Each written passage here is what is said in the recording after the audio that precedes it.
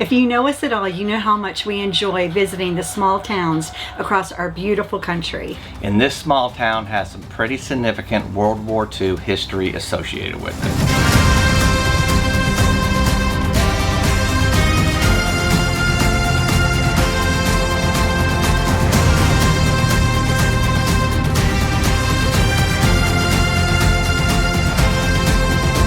If you know us at all, you know how much we love visiting small towns across our beautiful country, places that we would never normally go for vacation. And that's a benefit of full-time traveling. We get to see all the almost like behind the scenes. Yeah, and it's really, really cool.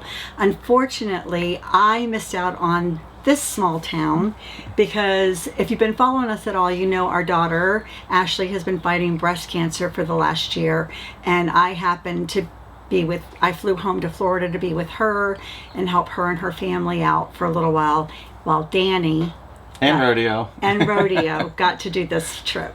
So what happened was we were in Nevada, pretty close to Las Vegas.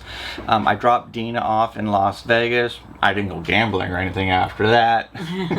What happens you didn't in win, Vegas? I know that. Sure. What happens in Vegas stays in Vegas. But after that, I had Rodeo, and we went from Las Vegas to California, and we ended up going through Death Valley. So the drive alone was pretty neat. We did get to go by Area 51. We saw some cheesy little Area 51 things on the way, but Death Valley, we did get to go there. We did get to stop by the sign. We did go by the visitor center, but honestly, that's about all we could do. I couldn't leave Rodeo in the car and do any hikes or anything like that, but we did get to explore a little bit of Death Valley. And the one thing I was telling Deena, the one thing I'll never forget is how many tarantulas we saw, or I saw, just driving. They're all walking across the road. I probably saw like a dozen of them. And they were big. They were big tarantulas. So that was kind of neat, but it was pretty neat scenery and landscaping as well. Now when we got to, I keep saying we, I'm talking about me and Rodeo. When we got to California, we stayed at Boulder Creek RV Resort. I'll put resort in quotes again. And this is just outside of Lone Pine, California. So actually it was actually a nice place to stay. And Lone Pine was it just happened to be a place on the map to stay for, I think I only stayed there for a week. Before we went all the way to our son and daughter-in-law's house. But again, this is another one of those little small towns. I did not expect anything from it. Only there for a week, and you enjoyed it. Just gonna do a little bit of exploring. Now, the thing that I really enjoyed about this, I never even heard about this, is the Museum of Western Film History. Okay. This was really cool. It's basically a museum of think of all these old cowboy movies, you know, John Wayne, Audie Murphy, the Singing Cowboys, all the old stuff. The Lone Ranger was a big one. So they had hundreds and hundreds of old westerns that were actually made just outside of Lone Pine, a place called Alabama Hills. And the museum itself, it's like $5 or so to go in. They have all the old, just I don't say artifacts, but just film memorabilia. Memorabilia. From long time ago. From the past. And one of my favorite things was seeing the Lone Ranger. So the Museum of Western Film History was definitely a lot of fun to see. It looked really cool.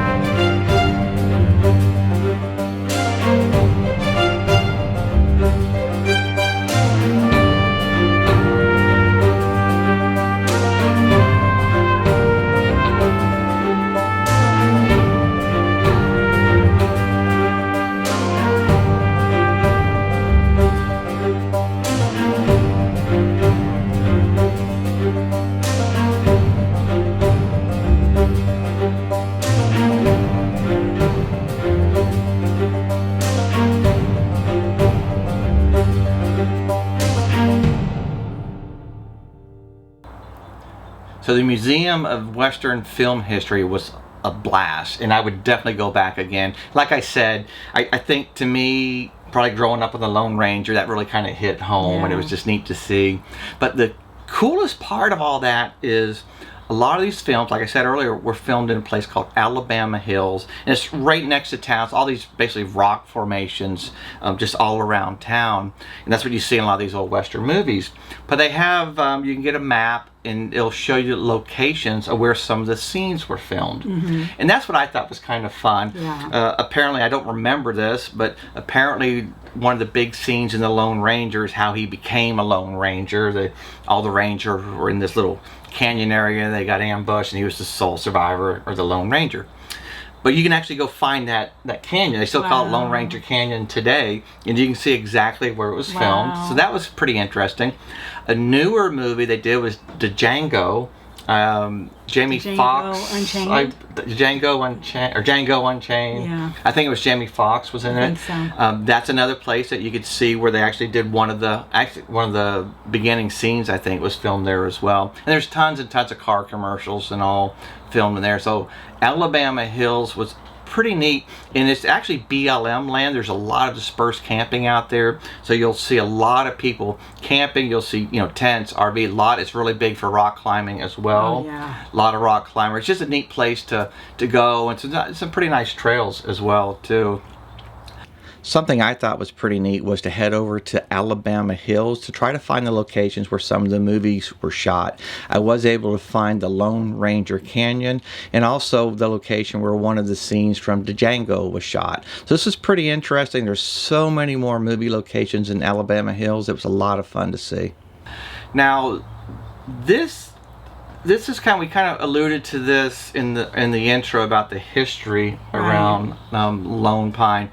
This is, it is what it is. It's American history, but they have the Manzanar National Historic Site. Now, what this is, it's an old, basically called a war relocation center. This is where they incarcerated Japanese immigrants and Japanese basically families, men, women, and children, all during World War II, starting in about 1942. So the military leased about 6,200 acres. I think it was from Los Angeles, and they built this I don't want to call it a camp, but a camp to house approximately 10,000 people. Compound. So this I thought was very, very interesting. Again, it's just a part of American history, but you can actually walk through. They redid some of the barracks, so you can see how people lived, how they had to live. Mess halls. It's very much like a picture, just a concentration camp, but I would hope they weren't treated like prisoners so much, but they had guard towers. It was armed guards and everything there. So that was very, very interesting, and actually an eye-opener. And Manzanar is actually a Spanish word for apple orchard, believe it or not. So I guess they must have had apples there in the past. But I did really, really enjoy my tour of Manzanar National Historic Site.